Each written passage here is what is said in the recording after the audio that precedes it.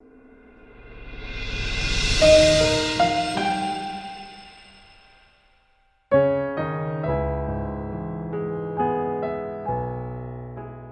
will start this devotion by saying that it is not an original thought. We have a pastor friend in Pensacola, Florida, who sends us a devotional text on Sunday mornings.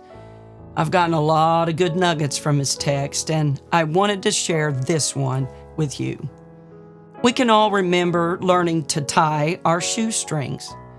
I was a very active child, so my mom taught me to tie a double knot so my shoes wouldn't come untied at school or during play.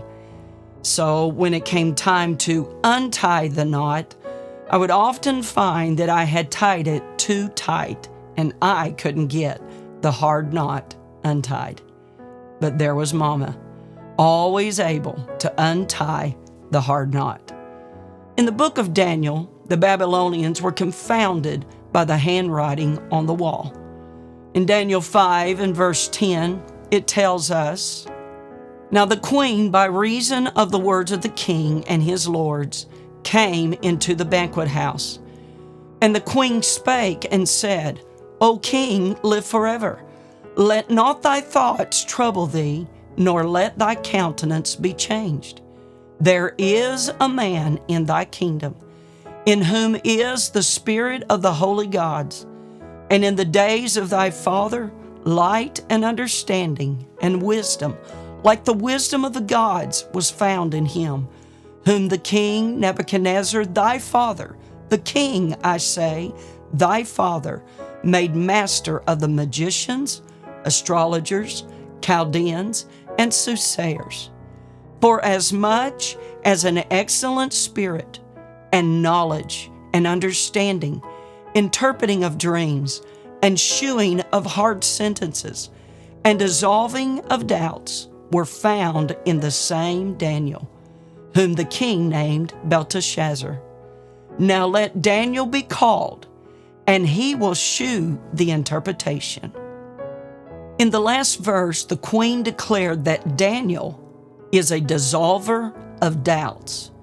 The original meaning of that word doubt is K-N-O-T, not. She was saying Daniel knows how to untie hard knots.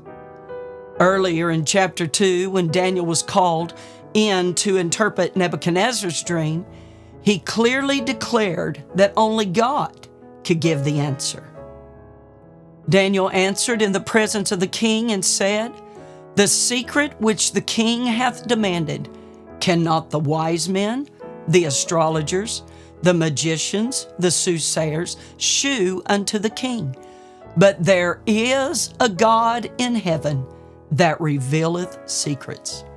Now this is a very loose interpretation, but what Daniel was saying is, I cannot untie hard knots, but God can. It was probably around 30 years ago. I owned a small motor home, and it served me well for several years. But one weekend, as we were en route to another church, my motor home broke down. Brother David worked and worked to figure out what was wrong. That night, we all gathered around and we prayed for David to have wisdom to know how to untie this hard knot. Believe me or not, this really happened.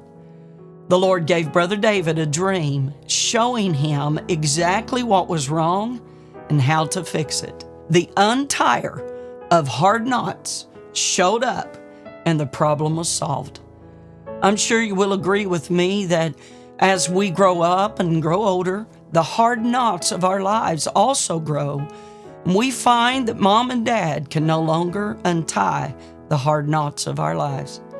Family and friends, even our good pastors who pray for us and instruct us in the ways of the Lord, even they cannot untie the hard knots of our lives.